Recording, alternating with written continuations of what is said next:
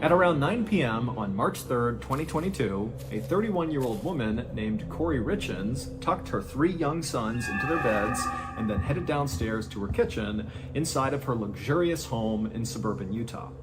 Once she got down to the kitchen, she yelled out for her husband, whose name was Eric, to come join her in the kitchen. Corey had some big news that she had just learned that day, and now that their kids were all tucked away in their beds and were off to sleep, she and her husband could celebrate this big news and share a drink together. A moment later, Eric walked into the kitchen and Corey grinned at him and handed him his drink and then gestured for them to go upstairs to their bedroom. And so the two of them went upstairs, they sat down on the bed, and then Corey broke the big news. Corey's tiny real estate company had just found out that day that they were very likely going to close on a deal for this gorgeous 20,000 square foot mansion in Utah for $2 million. Now, Corey knew once she bought this property, she could do a couple of renovations to it and then quickly sell it for $3 million, meaning she was about to make a $1 million profit. Corey had been working really hard on her real estate business for years, but this really represented the first big break. She and Eric lived in a very conservative part of Utah where it was kind of expected that someone like Corey would stay home with the kids and be a good housewife, and that would be her life. But Corey didn't really want that. She wanted to have a professional career that was kind of on par with her husband's. Eric ran a very profitable masonry company that allowed the family to take vacations to Mexico and Spain every year, and also to afford their sprawling property at the end of the cul-de-sac. Corey had stayed home when the 3 boys were much younger, but now that they were 5, 7, and 9 years old, they had decided to hire a nanny, which had allowed Corey to finally go out and pursue her professional dreams. And so, totally beaming with pride, Corey sat there on the bed and clinked her husband's glass and went over all the details of this deal and talked about how great their lives were about to become with all this additional income. But fairly quickly, both of them decided they were too tired to stay up and celebrate any longer, especially Eric, who earlier that day had gotten an allergy shot and it had totally knocked him out. He was feeling kind of weak and tired, and so the two of them decided to just go to bed. And so after brushing their teeth and changing, they got into their bed, they turned off the light, and they were about to lay down and go to sleep when they heard their 7-year-old crying in his bedroom. And both parents let out a groan, and then Corey, she stood up, indicating she would handle this because they knew often their 7-year-old would have nightmares, and the only way he would go back to sleep was if his mom laid with him. And so Corey, she kissed Eric, and then as Eric rolled over to go to bed, Corey walked out of the room, she went down the hall, went into her son's bedroom, she got under the covers, and then before long, she and her son had fallen asleep. A few hours later, Corey suddenly sat up inside of her son's bed. It was about 3 a.m., and for a second, she couldn't even figure out where she was. The house was silent, it was totally dark, and she was confused, but then she remembered she had gotten up to tend to her son, and so she checked on her son, she saw he was still sleeping, and so she climbed out of the bed, she tucked him back in, she gave him a kiss, and then she left his room, went down the hall, and went back into her bedroom, where she climbed into her bed. Then she saw that Eric had kicked off all the covers, and he was sleeping on his back. And so Corey laid down on the bed and kind of rolled up right against her husband, and she pulled the covers up over both of them, and then she closed her eyes to go to sleep. But right as she did that, she noticed something very strange. Eric's body felt freezing cold. Corey opened her eyes and sat up in bed. She turned over and kind of pushed Eric to see if he would sit up and figure out why he was so cold. But Eric didn't budge, and when she pushed him, he felt really heavy, like dead weight. And so suddenly starting to panic, Corey yelled Eric's name several times, but Eric didn't budge. And so Corey leapt from the bed, she grabbed her phone, and she dialed 911. And when the dispatcher picked up, Corey was so hysterical as she's looking at her husband lying motionless in his bed that she could barely tell the dispatcher what was going on. But finally, she did get it out to the dispatcher, and the dispatcher said, "Stay calm, the ambulance will be there as soon as we can." And so just moments later, Corey heard the sirens outside, and so she ran downstairs, she flung the door open, and practically cried with relief as the paramedics charged into the house. But when the paramedics got upstairs into the bedroom and they went to go revive Eric, they saw right away it was already too late. Eric was dead. First responders had no idea what killed Eric. He seemed like a really healthy, fit guy who actually just the day before had gone for a casual 8-mile run, and he was also this big outdoorsman, always going on hikes and going on these long hunts. And so the idea that this guy had just suddenly died seemed really suspicious. The police did find a painkiller pill bottle on the bedside table next to Eric's side of the bed, and for a second they thought, well, maybe he overdosed on painkillers. But when they looked at the label on this pill bottle, it was immediately clear that this was a really old pill bottle and almost certainly had been empty for some time. When they asked Corey what she thought might have happened, she was totally in shock, but she did say, I don't know. I have no idea what happened to him. But, the day before, he did get that allergy shot and he had a kind of adverse reaction to it and really wanted to go to bed quite early, which seemed odd. But both Corey and the first responders agreed that it seemed pretty far-fetched that an allergy shot would lead to Eric's death. Suicide was also considered a possibility by first responders, but Eric really didn't have any reason to want to harm himself. He was a very devoted and loving father who adored his sons. He coached all their sports teams and went on all these adventures with them and was always out back kicking a soccer ball around with them. And his business was booming, and he had just learned that night that his wife's business was potentially going to start booming as well. And so ultimately, the police told Corey that we're just going to have to open an investigation and try to figure out what happened, and we'll be in touch. And if you think of anything that might help the investigation, please let us know.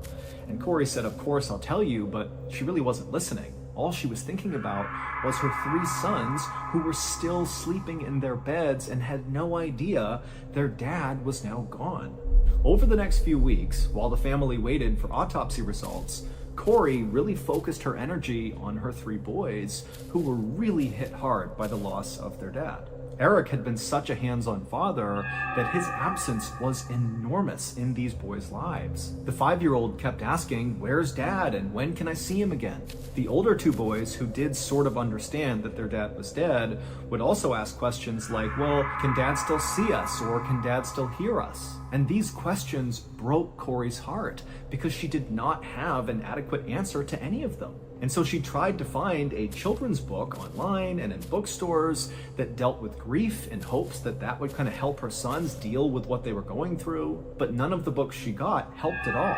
And so a few weeks after Eric's death, when still nobody knew anything about how Eric died or what had really happened, Corey decided that she would take a different approach to helping her sons grieve. Instead of trying to read a book that somebody else wrote about how to handle grief, Corey just called her sons around one night and began telling them a story about their dad. And as she told them this kind of made-up story about their dad being this angel that was taking care of them, she began drawing pictures with a crayon and paper of their dad with wings and a halo, and she'd draw the kids down below waving up at their dad, and she would tell the boys that your dad is an angel now, and he's looking down on you, and he can hear you, and he loves you. And this really seemed to work for the boys. It was like for the first time since his passing that the boys kind of connected with the fact that their dad was gone, but they still had this meaningful connection with him.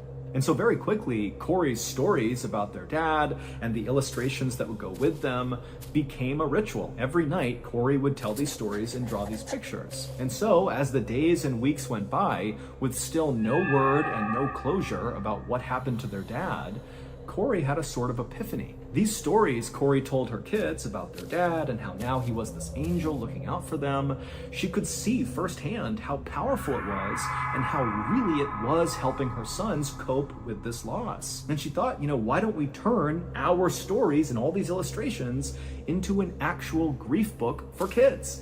That way other families whose children are dealing with loss can read these stories as well and find some comfort. After all, Corey knew firsthand there really weren't any good grief books on the market. And so she knew for those that needed this, this would be huge.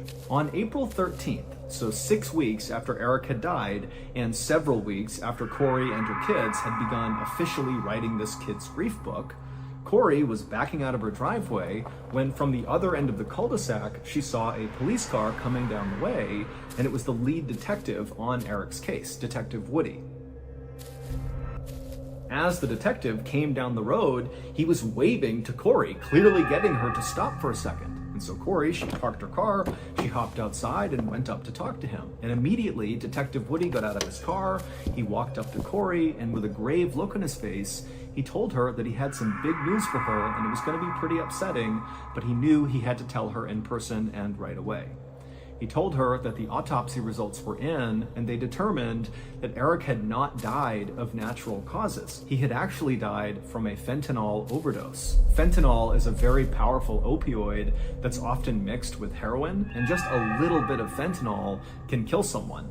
And Eric, it would turn out, had 5 times the lethal dose of fentanyl in his system. Corey was totally shocked at this news and told the detective that Eric didn't do drugs. The only drug he did was periodically he would eat a marijuana gummy before bed, but that was it. So this really didn't make any sense. The detective was respectful and kind of nodded his head and said, I totally understand that, but these are the results, and we need to find out where he got fentanyl from, and so we're going to need to search all of the electronic devices in your house to see if we can find communication between your husband and whoever got him the fentanyl. Corey told the detective that of course they could do that, but as she began thinking about all of their devices, she suddenly remembered that Eric's business partner, Cody Wright, had actually taken Eric's laptop very shortly after Eric had passed away. Now, Corey didn't know why Cody had taken the laptop, but Cody had been a thorn in both Corey and Eric's side for several years now. Eric and Cody had been very close friends when they had started their masonry business together about a decade earlier, but they'd had a serious falling out a few years back. The two men had been on this elk hunting trip, and at one point Eric had illegally shot and killed a bull elk, and Cody had actually reported Eric after this hunting trip to the game wardens, and as a result, Eric got in a lot of trouble and was temporarily banned from hunting anywhere in Utah. The two men still managed to continue to work together and build their masonry business, but it was very clear their relationship was totally fractured and would never be repaired. Now, Corey didn't get into all the details of the tensions with Cody, but she did tell Detective Woody that, if you want access to Eric's laptop, you gotta go talk to Cody because he took it for some reason. And also, you really just ought to talk to Cody in general because, maybe he has more to do with what happened to Eric and this whole fentanyl thing than he's letting on. The detective told Corey that he appreciated the information and he appreciated being allowed to go in and collect all the devices, and that he would go talk to Cody and try to retrieve Eric's laptop. And then after that, the detective thanked Corey and said they'd be in touch soon. But after this conversation with Corey, the investigation into Eric's death kind of stalled out. When police did follow up with Cody, they didn't find anything really worth pursuing. And outside of talking to Cody, no new information came in about Eric's death or about, his connection to fentanyl. And so really there was nothing for police to operate on. And so while the family just kind of waited for more information to come out about whatever happened to Eric, Corey just focused her energy on taking care of her 3 boys and writing this grief book with them. And finally, on March 5th, 2023, so almost exactly a year after Eric has died, and still police have no idea what happened to him, the grief book was finally done, and Corey self-published it on Amazon under the title, Are You With Me? And right away, the book was a total hit with parents of grieving children. And as the 5-star reviews poured in, so too did requests from local media for Corey to be interviewed and talk about this book and why she wrote it and how her kids are doing. Corey had no idea her book would be this successful, and so at first she was really terrified to do any of these interviews, but eventually she decided she would just say yes to all the interviews because she was very proud of what her and her kids had created, and she knew Eric would be proud too. However, what Corey didn't know was there was going to be a massive unintended consequence from publishing this book. Ever since Eric was found dead in 2022, the police in Utah began painstakingly searching all of the electronic devices that the Richens owned and that Cody, Eric's business partner, owned, and basically they were just looking anywhere for some sign of communication between Eric and whoever had given him the lethal fentanyl dose. And at some point during the search of all these devices, the police found something very unusual, and they knew it very likely had to do with Eric's death. But they didn't really have any evidence to prove that, and so they just had to kind of sit on it and wait to see what happened next. And what happened next was, shortly after Corey published her grief book, it got all this media attention, and in turn, because of this attention, Eric's death, specifically the unsolved nature of his death, also got a lot of media attention. And eventually, several people who kept seeing all this news about Eric's unsolved death reached out to police and said, you know what? He did not overdose on fentanyl. He was murdered, and I'm almost positive I know who did it. And lo and behold, the alleged killer that all these people brought up to the police was the same person that the police in Utah had become suspicious of because of all those unusual things they had found during their search of all of the electronic devices. And so, on May 8th, 2023, not long after getting all these tips about this alleged killer, the police in Utah felt like they finally had enough ammo to go after this person, and they headed out to make an arrest. While we don't know for sure what happened, because again, this story, it's ongoing. This case has not even gone to trial yet. Here is what prosecutors say really happened to Eric Richins on March 3rd, 2022, the night he died. That night, Eric was upstairs when he heard Corey down in the kitchen calling for him, saying to come down and join her. And so he went downstairs, he went into the kitchen, and immediately he saw his wife grinning ear to ear, and she promptly handed him a drink and said, I have big news and we're gonna celebrate. And after the two of them went up to their bedroom, Corey told Eric all about this big real estate deal and how their company was about to profit $1 million. And then after that, they clinked their glasses together, said cheers, and took a sip from their cups. The drink that Corey made for both of them was called a Moscow Mule. It's made with ginger beer, vodka, and lime. But when Corey mixed Eric's Moscow Mule, she added one additional ingredient, a lethal dose of fentanyl. It would turn out Corey had been stealing money from Eric's bank accounts, and he had found out. Eric also had discovered that Corey had been taking out these massive loans in their family's name, which Eric was really upset about. In fact, Eric was so upset with Corey that he wanted a divorce and was talking to a divorce lawyer and making sure after the divorce was finalized that Corey could not touch his money. But perhaps sensing that a divorce was imminent and the money faucet would be turned off, Corey simply took out a $2 million policy on Eric and then killed him. And then shortly after that, in order to help her sons deal with the loss of their father, who she killed, she wrote a grief book about it and sold it for a profit. Police say Corey had been working for weeks to figure out the right fentanyl dose to give to her husband. On Valentine's Day that year, Corey had given Eric a poisoned sandwich that had fentanyl in it that she attached a love note to, but it obviously did not kill Eric. He just broke out in hives. So Corey got a stronger dose of fentanyl, she put it in his drink on March 3rd, and this time it worked. The story that Corey told first responders when they arrived to hopefully try to save Eric was that, they had had this celebratory drink, and then they went to bed, and then she had gotten up to see her son, and then, when she came back at 3 a.m., Eric was cold to the touch and she called 911.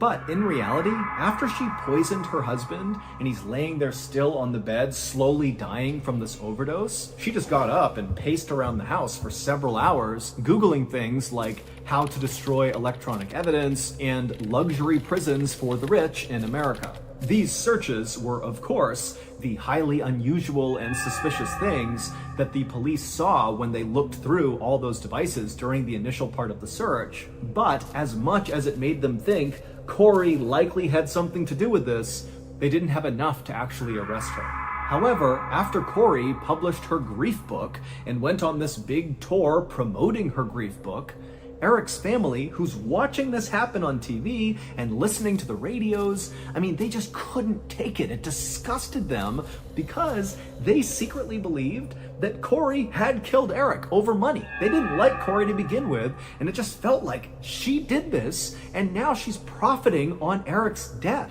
And so family members began reaching out to police in Utah, and they said, you really need to look into Corey. We think she killed Eric. This whole grief book thing is a joke. She's a killer.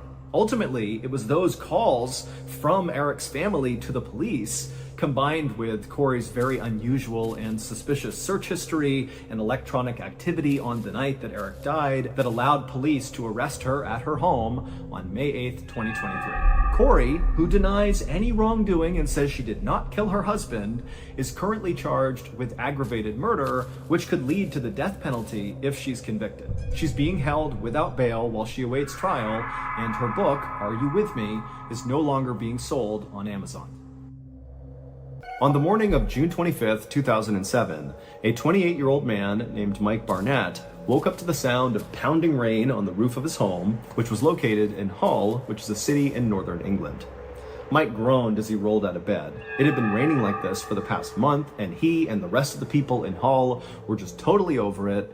But another reason he groaned is he knew that he would have to go to his job at a tropical fish store, even though he was not scheduled to work that day. There was a street right behind the tropical fish store that always completely flooded out from all these debris getting clogged in the drain, and the owner of the tropical fish store, so Mike's boss, who was an elderly guy, he would always go out and try to clear the debris himself, and Mike just knew, he really needed help, and today he knew his boss would be out there, and so he just felt like it was his responsibility to go in and help him clear out the debris. So Mike got dressed, he had some breakfast, and then as quietly as he could, he slipped out the front door. Mike was careful not to make too much noise because he didn't want to wake his dad, who he lived with. Mike and his dad had always been very close, but after the death of Mike's mother, he and his father had become even closer, and so they actually really enjoyed living together.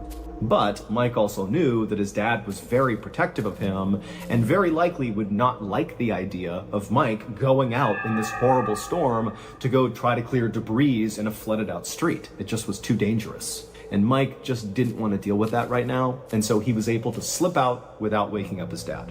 Mike hopped in his car and he drove to the fish store, and as soon as he got there, he hopped out, he went around to the back side of the shop, and sure enough, the entire street out back was totally flooded. Clearly, debris had blocked the drainage system. Now, Mike's boss was not out there yet. Mike could see him inside the shop, kind of going about his morning, and so Mike, without even going inside, just began wading into the water to begin clearing debris. The drain that was clogged by all this debris was located just off to the side of the sidewalk. It was down in a culvert. And so Mike very carefully walked off that sidewalk into this very cold, muddy water, and he began moving in the direction of where he knew the drain was. And so as he's walking, the water is down to his ankles, maybe up to his knees at some point, but he gets closer and closer to where he knows this drainage is down in this culvert. And suddenly Mike begins feeling this unbelievable suction at his feet that began pulling him basically straight down. Mike tried to move, but his feet were anchored to the ground, and then before long, he began getting pulled forward towards this drain, and then down he went. And as he went all the way down to his neck in the water, he felt this unbelievable pain in his thigh. Mike didn't know it, but his leg had been sucked through the drainage gate that was all blocked up. There was still some holes in it, and so his leg had gone through one of those holes, and it had pulled him all the way up to the top of his thigh and brutally snapped his leg in the process. And so Mike is in blinding pain from his leg being shattered and run through this grate, and he's literally up to his neck in this frigid water, and the wind's blowing and it's raining and the water's going in his mouth. And so Mike begins to panic and he's trying to pull himself out. He can't, and then he begins screaming for help. And at that moment, the owner of the fish store, who was still inside the store, looked out the window and he saw Mike flailing around. And instinctively, the owner could tell just from the panicked look on Mike's face that whatever was happening to him was an emergency. And so the owner just picked up the phone, called the police, and after telling them what was happening, the owner ran out to Mike. When the first police officers arrived on the scene, Mike was still in the water up to his neck, and the shop owner was right next to him. And the police officers, they assessed the situation in front of them, and they thought, okay, clearly this guy, Mike, is trapped in the water. This is serious, but we can pull him out. That's the obvious solution here.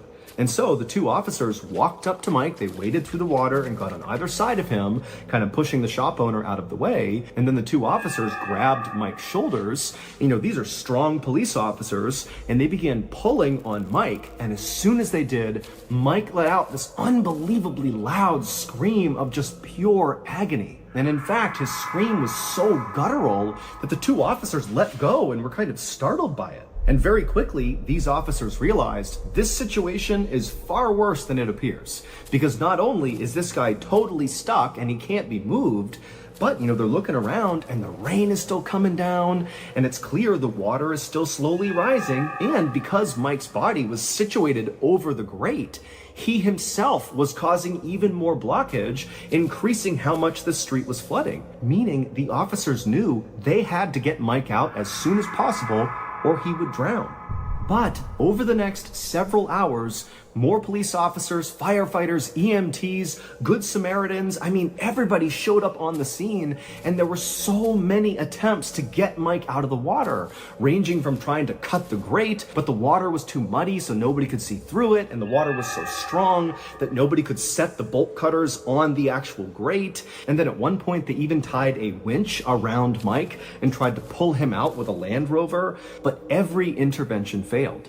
The rushing water that was pinning Mike to this grate was so strong, and Mike's pain in his leg was so high, it made it nearly impossible to move him. And so finally, at the 4-hour mark that Mike has been trapped in this water, a decision was made amongst all the first responders to amputate. So the police called a doctor who was willing to perform the leg amputation, and then after doing it, Mike could sense something was up. Clearly it's not going well, and he began frantically asking the police and all the first responders, when are you going to get me out of here? When are you going to get me out of here? And they just kept telling him, soon, Mike, hold on, it's going to be okay. Meanwhile, the owner of the shop at this point had called Mike's dad to tell him what was going on. And so as all these people are waiting for this doctor to show up to cut Mike's leg off, Mike's father shows up and basically barrels through the crowd and starts screaming, "I'll get my son out of here." But as soon as he saw his son, he was totally taken aback. Mike was up to his chin in water. There was a diver behind him in the water with him, holding him up, barely keeping his head above the water. Mike's face was totally pale and his eyes were totally unfocused, and he had this weird blank expression like he wasn't even there. And then a second later, a whole wall of police came running up to Mike's dad to stop him from getting any closer, and they told Mike's father they were doing everything they could to try to get his son out, and for now, they told him he just needed to go home. And so even though Mike's dad did not want to abandon his son, he could tell with all these police standing there in front of him, there was no way he was going to be able to go up there with his son. And so he would turn around and head back home without even speaking to his son. And then when Mike's dad got home, he turned on the news, and the news was showing live coverage of his son trapped in that grate. And just a couple of minutes later, Mike's dad would watch his son die on the news. By the time that doctor arrived with that special saw to cut off Mike's leg, it was already too late. Mike had passed away from hypothermia. On the morning of August 12, 2000, 33 of Russia's best naval warships stopped inside of a particular section of the Barents Sea. The Barents Sea is this 800-mile stretch of freezing water up in the Arctic Circle just northwest of Russia, and these 33 ships were in this stretch of water for this huge military training exercise. Basically, they were going to run through some war game scenarios where, for example, one ship would pretend to be an enemy combatant, and the other ships would work on locking onto that ship and firing at them.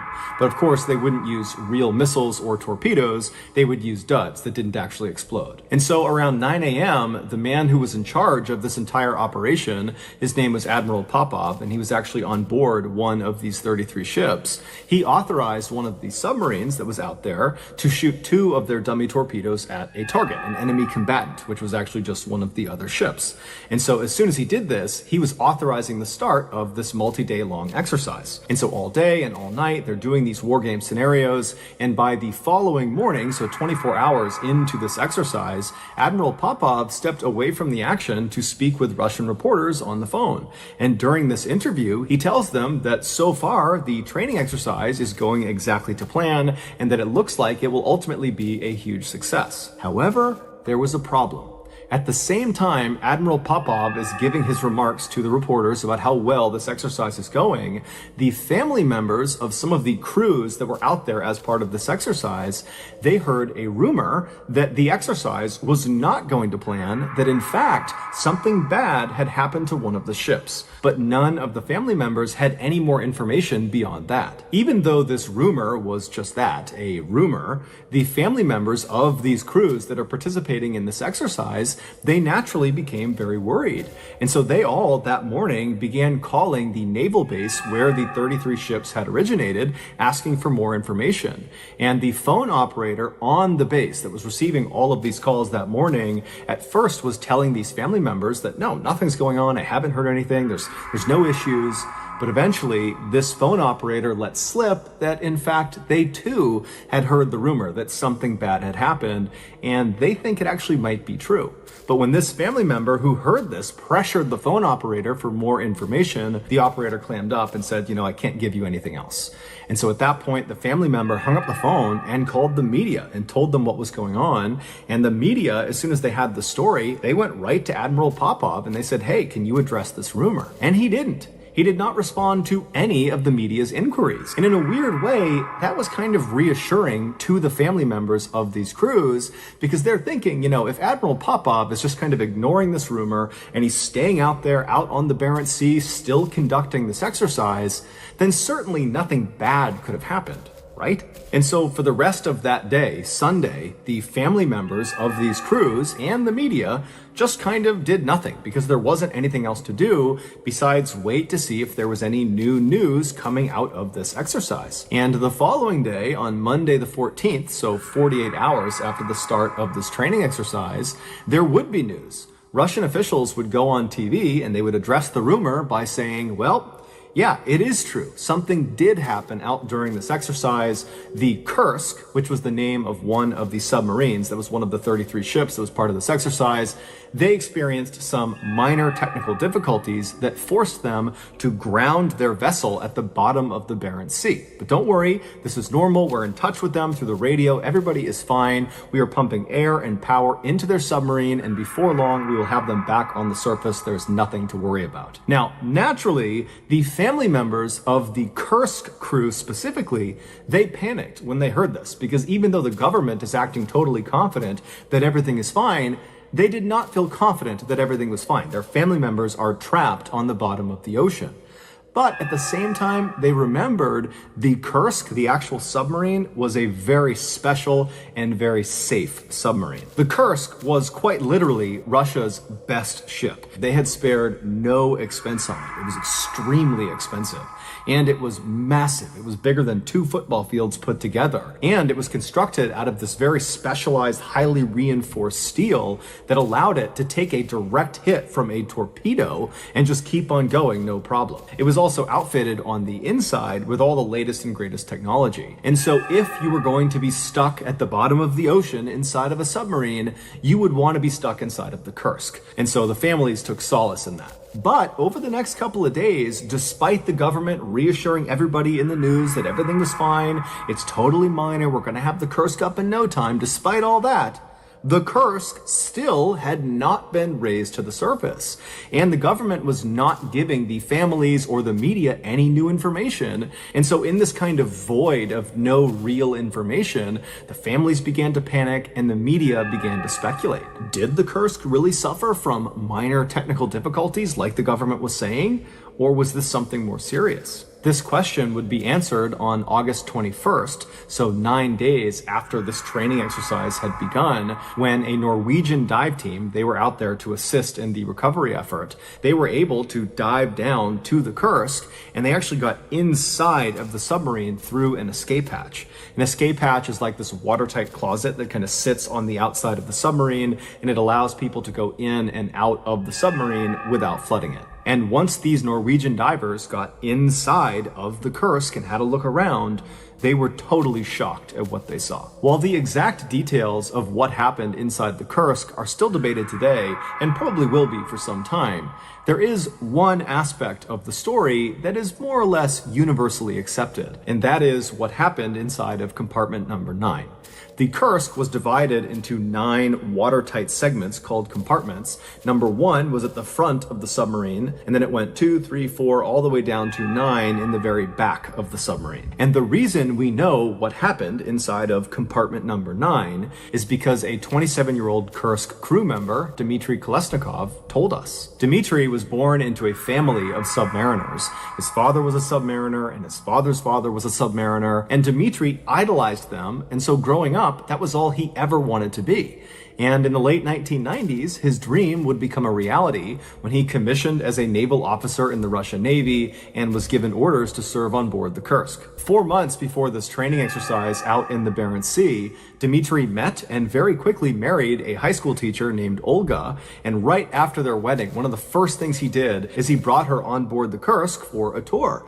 And Olga brought along a video camera and filmed her tour through the ship, and on this video, Dmitry is all smiles. He is so happy to be leading her around the ship and introducing her to people and showing her all the cramped spaces on board the submarine. It's really obvious that Dmitry was so proud of his job. Not only of his job, but also just so proud to be sharing this part of his life with his wife. Fast forward to August 12th, 2000, and Dmitry, along with 117 other crew members on board the Kursk, had just arrived at their designated section in the Barents Sea for this training exercise. And at 11:27 a.m., the captain of the Kursk came over the radio and he told Admiral Popov, who was not on the Kursk, he was on a separate ship, he told the Admiral that the Kursk was about to fire their 2 dummy torpedoes. After this call was made, the men in the first compartment of the Kursk, so at the very front of the Kursk, this is where all the torpedoes, both fake and real, are stored,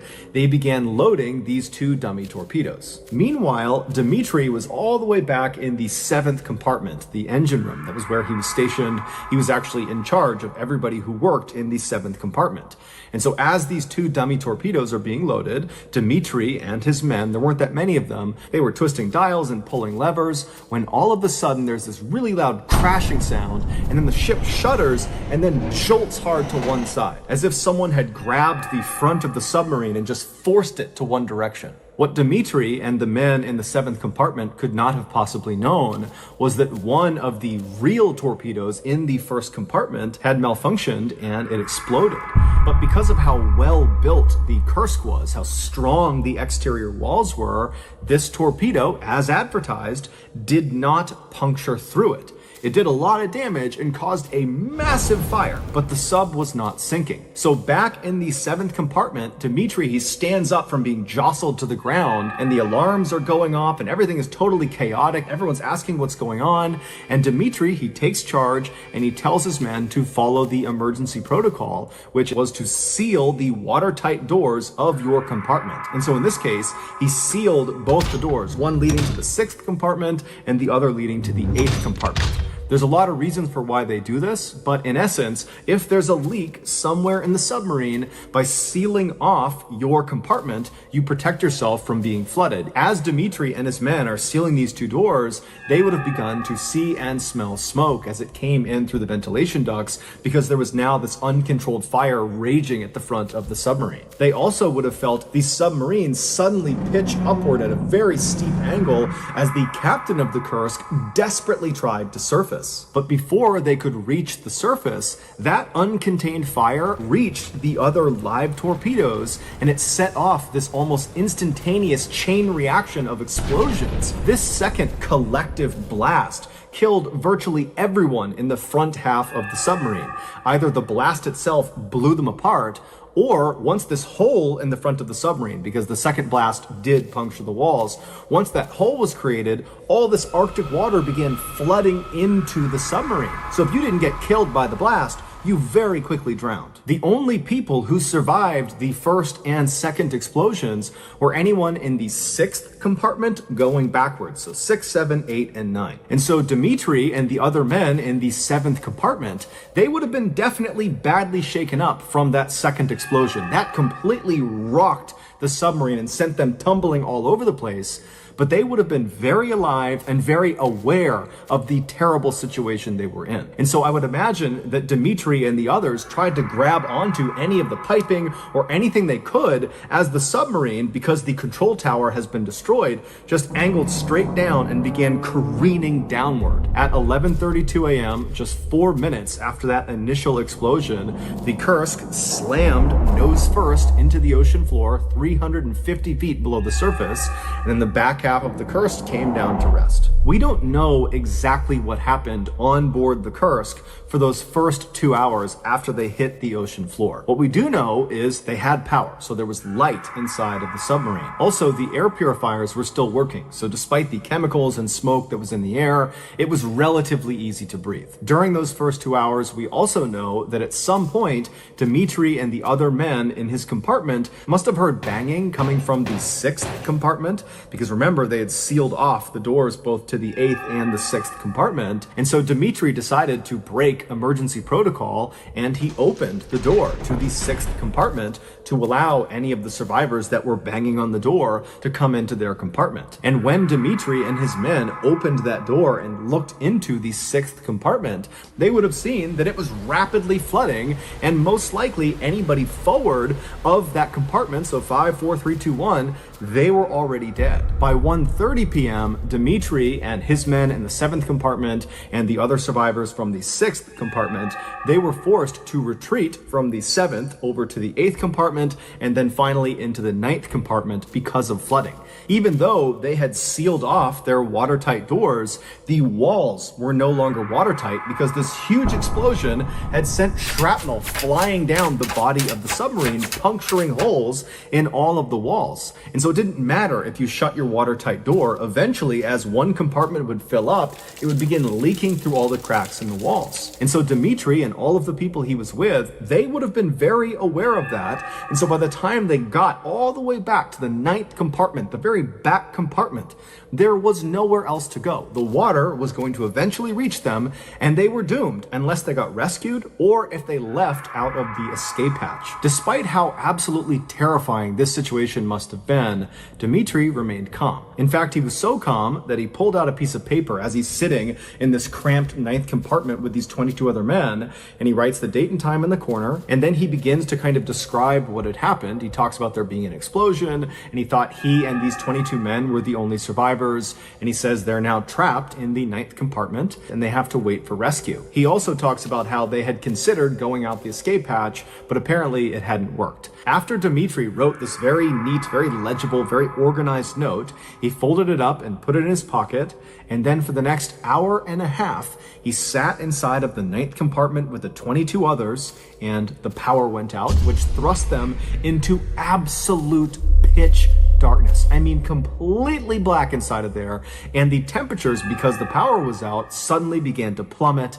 And then the worst part was the water began seeping through the walls. And so Dmitri and the other men, they would have known that it's just a matter of time before this room fills completely with water, and there is nowhere to go. And so with the water rising all around them, Dmitri pulls that paper back out of his pocket and he adds to the note.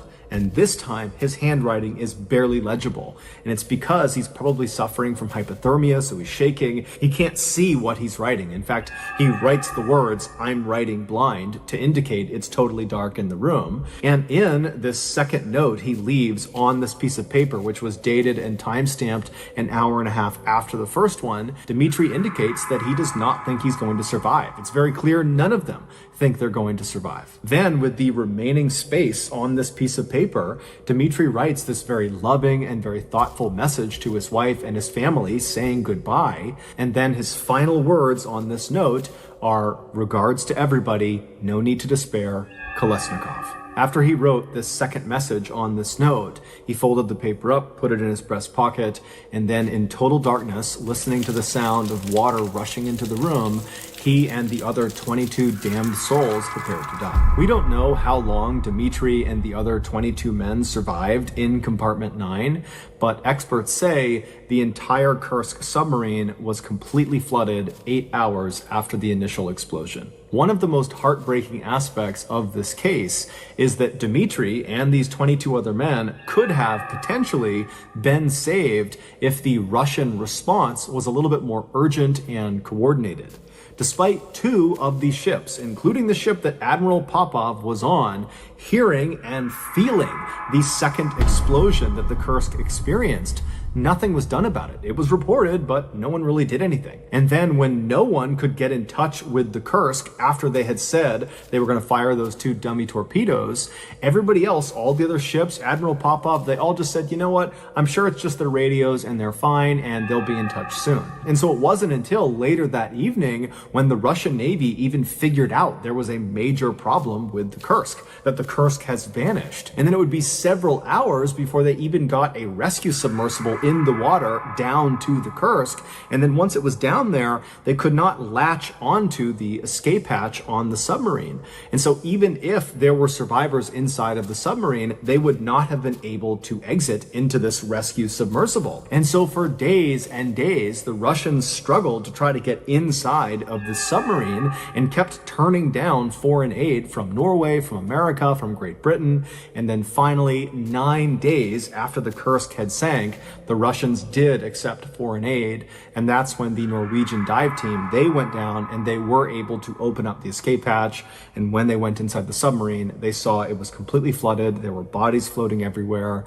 And that's when ultimately Dmitri's body was found, and they found that note tucked in his breast pocket. Russia would go on to award the entire crew of the Kursk with the Order of Courage, which is a very significant military award. And the families of the crew of the Kursk were given 10 years salary each. They were also given free housing in any Russian city, and their children would all have their college education paid for. In 2017, an electrician named Pete had become accustomed to doing work in basements and sub-basements of older buildings in Baltimore, Maryland. He discovered that many times when he worked in a stretch of older buildings right next to each other, that in the basement or sub-basement, there would be a stretch of tunnel that connected each building to each other, kind of like a common door in a hotel room. One day, Pete was asked to install some new lights in the sub-basements of 3 very old buildings that were all right next to each other. Apparently, someone had purchased the entire building complex after they had sat there abandoned for some time. When Pete arrived, his foreman, whose name was Mike, was waiting for him outside the farthest east building. And so Pete got out, walked up to the building, and Mike led him down to the basement and then down another flight of stairs into the sub-basement. The first thing Pete did was pull his flashlight out and look around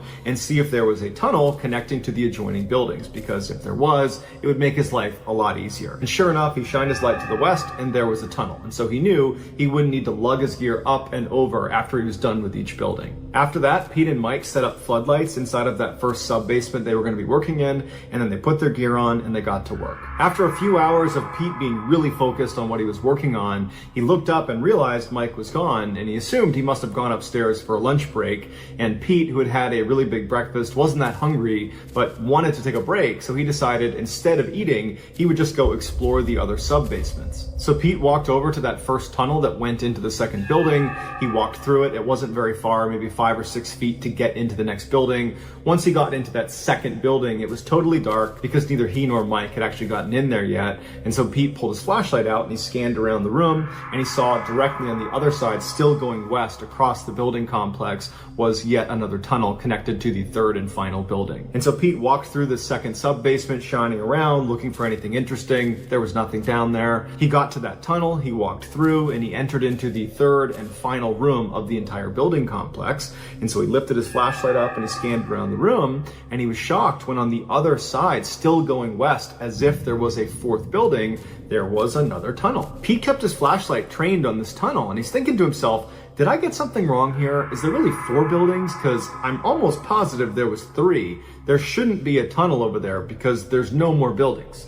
And so he's really intrigued, and so he keeps his flashlight up and he starts walking across the room towards this tunnel, and he gets about halfway across this sub-basement when he hears someone's voice come out of this mysterious tunnel, and it sounds an awful lot like Mike's. And Pete would say that his initial reaction to this was, oh, I guess Mike must have had his lunch break and then come back down here and started doing the same thing I'm doing, exploring the other sub-basements. And so he's already checked out this tunnel and he wants to show me what's down there. So Pete walks over to this tunnel and he shines his light inside, and right away he can tell it's different than the other two tunnels he's walked through, because those went straight across, and this tunnel he's looking at goes down and kind of bends off to the right. And so, totally unconcerned, because he believes Mike is down there already, he starts walking down this winding tunnel. After walking for a couple of minutes just straight down into this tunnel, he finally walks into this huge room with 20-foot high ceilings, and he lifts his flashlight up and he looks around and there's no Mike, and he yells out for him. He doesn't hear him, but he noticed in the middle of the room were all these small animal skeletons that had been arranged in a big triangle on the ground. And as he scanned across the ground with his light, he came to the right side of the room at one of the points of the triangle. And at the top of that point was this large dog-like skeleton lying on the ground. It looked as if the triangle was more like an arrow, and it was pointed at this one large dog. Pete went back to looking around the room, and he saw right across from him was another tunnel entrance into more unexplored passageway. And for a second he thought about just turning around and leaving, because this whole thing was starting to give him the creeps. But then he heard what sounded like Mike's voice again calling from that unexplored tunnel. And so he decided, okay, I'll walk a little bit farther to see what Mike wants. And so Pete carefully walked across this room, being careful not to step on any of the bones. And right before he walked into this new tunnel, he pulled his phone out in case he might have service and he could just call Mike and see what he wanted. But he had no service on his phone, so he entered the new tunnel. Unlike the other tunnel that went down the whole time, this new tunnel was totally flat, but it was a little bit more narrow. And so as he's walking, it's kind of zigging and zagging, and it's just getting a little bit tight on his shoulders as he's moving. And after a couple of minutes of walking and yelling out for Mike and not hearing from him, he just stops and he just thinks, is this a good idea? Should I keep walking down this strange tunnel, or should I just go back and meet Mike back up in the sub-basement? And as he's standing there facing away from the direction he just came, he thinks he hears something behind him. So Pete turns around and shines his light, and there's no one there. He yells out for Mike, and Mike doesn't yell back. And then Pete hears the faint clicking sound of something moving on all fours in the chamber he had just come from. And he's thinking to himself, what could have gotten down here? There's only one way in, and I've taken the other tunnel. Did I miss some dog that was staying in the middle there? I think I would have seen an animal that was moving around. And so as he's thinking about this, he realizes the clicking sounds have stopped. It's gone completely silent. And so he stops and he's just intently listening. And then all of a sudden, whatever it is out there starts running at full speed down the tunnel towards Pete. And so Pete immediately turns around and starts sprinting down this unexplored tunnel. All he hears behind him is this animal at full sprint, grunting and bouncing into walls as it gains on him. And finally, after what felt like an eternity, but was probably only a few seconds, Pete gets to the end of this tunnel and he sees it's a small flight of stairs to a large metal door. He runs up and he grabs the door and he tries to open it, and it opens. He runs outside, pulls it shut, hears it click, and then he sinks down with his back against the door, pressing up against it to ensure it stays shut. And as Pete is sitting there, he hears this thing come barreling into the room where this door is, and it rams into the door, and he feels it shake the door forward, but the door holds. And then whatever it was just lost interest, turned around, and left. Even though this animal appeared to be gone and the door appeared to hold, Pete stayed sitting with his back up against the door for a couple of minutes while he composed himself. He really didn't know what to make of what just happened, because he's thinking to himself, that animal had to have been huge. It just nearly barreled this door down. I felt the whole door shake. I mean, if that's a dog, that is a huge dog.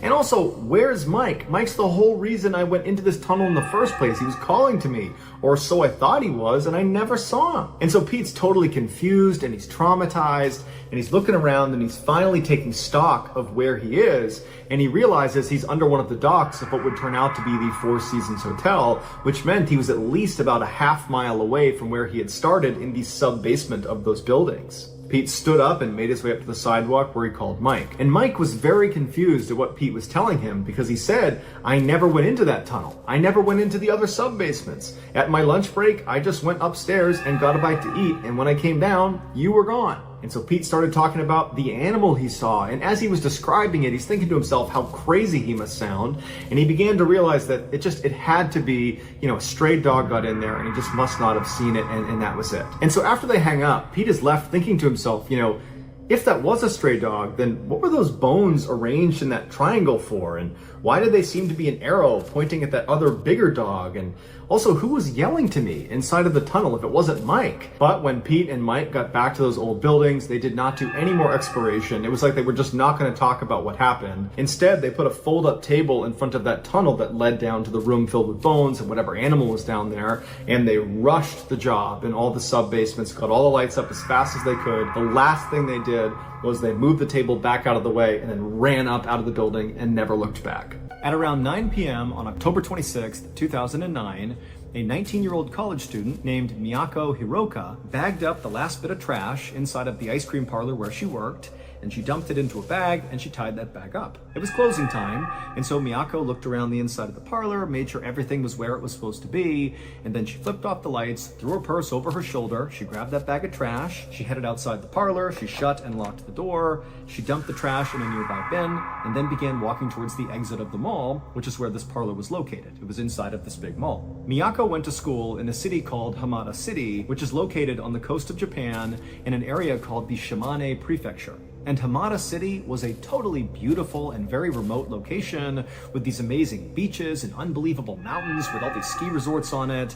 I mean, this was an incredible place to live. But as much as Miyako did love living there, she was actually far more excited about where she'd be living the next year because she was doing an exchange program. She'd be studying in Russia, and that was so exciting for her. And in fact, this exchange program was the reason why Miyako had picked up this job at this ice cream parlor, because she came from a family that was not poor by any means, but they didn't have a lot of extra income, and Miyako felt strongly that she really wanted to pay her way to go do this big Russian exchange program because it wasn't cheap. And so she was picking up as many shifts as she could to save up money to pay her way. And so Miyako eventually reached the exit of this mall, and she stepped outside into the night, and then she had a decision she needed to make, and she needed to make this decision every night after work. There were two ways that she could get back to her dorm, which was located about a mile away. The quick way would be to just hop on a bus and have the bus take her to her dorm, but that cost money. And remember, Miyako is trying to save up as much money as she can to pay for Russia next year. And so taking the bus just felt like, not really worth it. And the other option, which was free, was much longer and frankly just plain spooky. And Miyako hated it. What it entailed was basically just walking to her dorm, but it would mean walking for about a third of a mile through this really spooky forest that looked like it was straight out of a horror movie. Now, up until recently, Miyako's coworker had always left with her at the same time, and they lived roughly in the same area, and so they would walk together through that forest, saving money, and also, providing each other security as they went through the spooky area. But recently, the coworker had quit, and so now Miyako was all alone. And so as Miyako stood there wondering what she should do, take the bus route or take the forest route, she just thought about, next year, it's all gonna be worth it. I'm gonna go to Russia, I'm gonna pay my way, it's gonna be awesome. And after all, what's the worst that can happen? It's just a few minutes walking through a forest I've done dozens of times. Before long, I'll be in my brightly lit, safe dorm room, studying away, and everything will be fine. And so Miyako turned and began walking towards the forest. The following day, a little past 4 p.m., the owner of the ice cream shop where Miyako worked was standing inside the parlor feeling really annoyed because Miyako had not shown up for her shift, and now the owner, who normally did a lot of administrative and managerial things, was stuck at the counter serving all the customers, basically doing Miyako's job. But when 5 p.m. came and still Miyako had not shown up, and the owner had tried calling her and she didn't pick up, and there was just no sign of her, the owner went from being annoyed to being somewhat worried. And so after again not being able to call Miyako to figure out what was going on, he wound up going through her file and finding her mother's phone number, and he called her. And when he spoke to Miyako's mother, he knew right away there was something wrong. Because Miyako's mother actually was pretty panicked, and she said, you know what? Last night when Miyako was coming home from work, she told me she would call me when she got to her dorm, but I never heard from her, and I haven't been able to get in touch with her since. And so after this conversation ended, Miyako's mother would call the police and report her daughter missing. And pretty much instantly, the police in Hamada City responded in force. I mean, they launched a huge investigation to go figure out what happened to Miyako. And really the reason behind that is because Hamada City is this unbelievable place, this secluded, safe place where things like this did not happen. And frankly, it scared everybody, and they wanted to deal with it as quickly as possible. And so what police did at first is they went and looked at security footage from the ice cream parlor where they knew she had been working on the night she went missing. And sure enough, at about 9:16 p.m., there's footage of her walking out of the ice cream parlor in the mall. She's got a purse over her shoulder, and she shuts and locks the door, she throws the trash away, and then she heads towards the exit. But after that, nobody saw her. There was no more footage, there was no more tips or anything. She just vanished once she left the mall. And so very quickly, this story gained lots of attention because again, Hamada City is like this quintessential vacation spot. It's so perfect, it's so safe.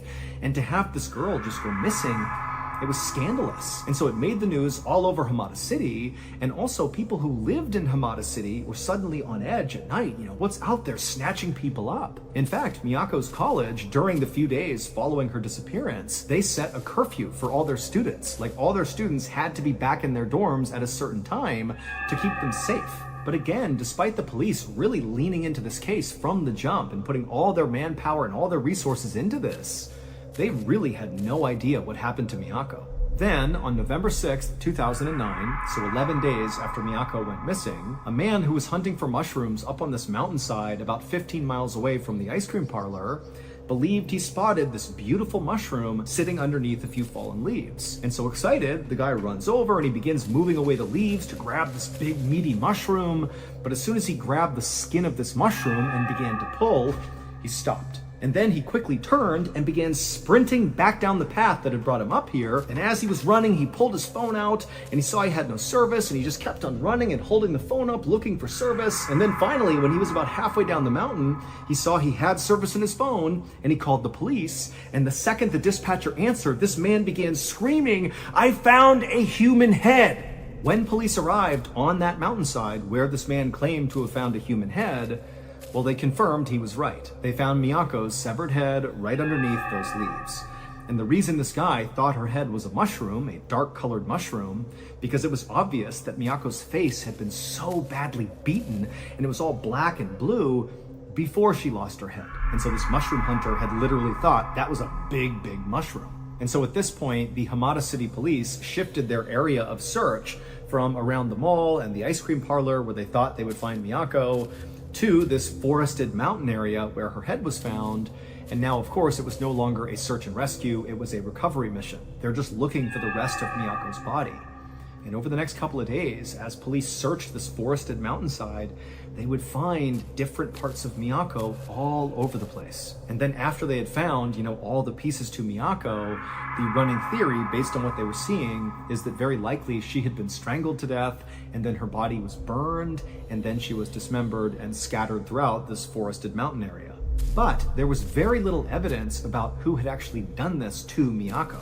Miyako had no enemies to speak of. Everybody who spoke about Miyako said she was incredibly lovely and kind, and really there wasn't anybody in her life that would want to do her harm. And also, because Miyako's body had been destroyed and left out for so long, any trace evidence left behind by her killer or killers was basically non-existent. And so the police really had no leads to speak of. They had no suspects or anything. And so they called in psychologists to try to make, a profile of who they thought might have done this. And the best theory anyone could come up with was that this had been a random crime of opportunity, that the person who killed her didn't know her, and that likely her killer was a man who was likely between the ages of 20 and 40. But even that information really didn't narrow anything down, and so quickly this case began to go cold. But as the police investigation itself began to go cold, the kind of lore around this story was only growing. I mean, this really seemed like a totally unbelievable case, considering where it happened. I mean, Hamada City is like this perfect place. How could this happen here? And so what started as being kind of a local news story, albeit a big local news story, became a major national story all over Japan, And so all these TV outlets and journalists were descending on Hamada City, and they were taking video of the ice cream parlor and of the police department and filming, Miyako's dorm and her school and her parents' house. I mean, there were people all over the place trying to get any bit of information to report on about this case. And despite there being dozens and dozens of these live reports basically every day coming out of Hamada City about this case and about Miyako, there was one particular news report that took this case from being, totally unfortunate and sad and tragic and horrible to completely unbelievable and bizarre. Shortly after Miyako's remains had basically all been found, but they were still doing some recovery operations up on that mountainside, one of these kind of random TV reporters who was in Hamada City to report on this crazy case decided to set up their TV camera so it was pointing towards the dark entrance of that spooky forest that Miyako would walk through to get back to her dorm. And so this TV news reporter's got their microphone and, they're standing with the forest entrance right behind them, and the cameraman's filming, looking towards this opening of the forest. And the actual report was pretty generic. I mean, this reporter was basically saying, well, coming at you live from Hamada City, just outside of the forest where perhaps Miyako was killed. And it was just like that. It was just kind of talking about the case, and there was nothing to it. At least not to the TV reporter and the cameraman who were on site. Because for them, the entire report was pretty routine. They did their job, they got their shot, they got their report, and then they left. But they streamed it live. So while they were doing it, all these people are tuned in watching this news report live in front of this forest. And something really unsettling happened on this broadcast. While that news reporter was talking, another voice began to be heard by people watching this broadcast. And it was not the cameraman, and it was certainly not the TV journalist. It was a woman's voice. And there was no woman anywhere near the shot. And after the fact, the journalist and the cameraman would also attest that there was nobody around. It was just them. But this detached, very pained voice said very clearly, and all these people heard it live, "This is very painful. Why only me?" 広島県北広島町の我流山の林道の入り口です。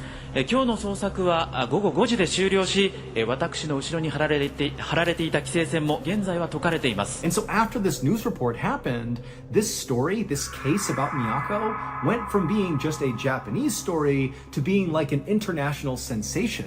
Because everybody believed when they saw this video that that voice that was heard was Miyako's ghost, basically talking on camera. That's why you can't see her. It's her spirit communicating with the living world. However, despite that drawing even more attention to this case, it didn't remotely help the police actually solve the case. They still had no idea who did this. And that's how this case would stay for years, just totally stalled. That is, until 7 years later, when a police officer was conducting a routine police review of old criminal case files that hadn't been solved, going through them all to see if maybe evidence had been missed, and maybe that was why the case had not been solved.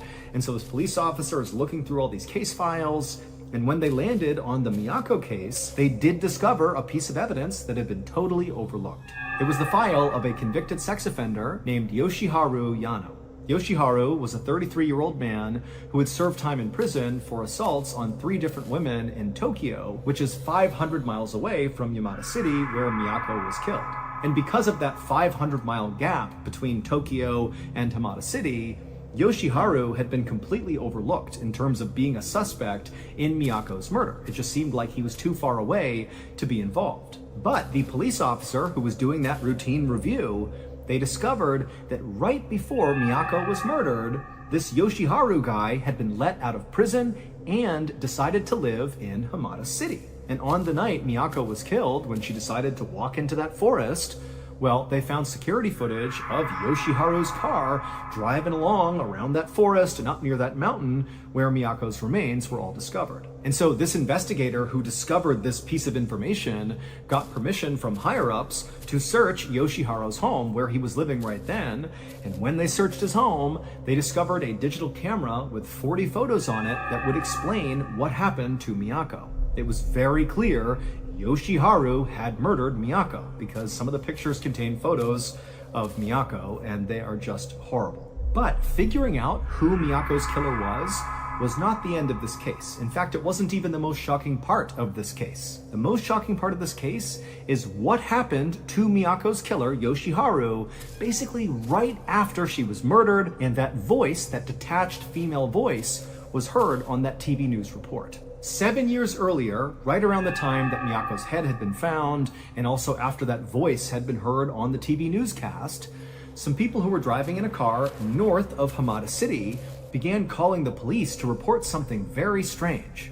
They called the police and said, there is this small white Toyota Corolla car that has 2 people inside of it, and they've driven to the side of the road, and the driver is ramming over and over again against the railing. Like they're smashing into the railing, backing up, smashing over and over again, like the car is somehow in control. They don't understand how these people are not getting out of the car. Like, what are they doing? Traffic had stopped on either side. It was just totally nonsensical. And then by the time the police showed up, this car that was just repeatedly driving into the side of this guardrail, it burst into flames with the 2 people inside still clearly alive and looking terrified, and they caught on fire and died.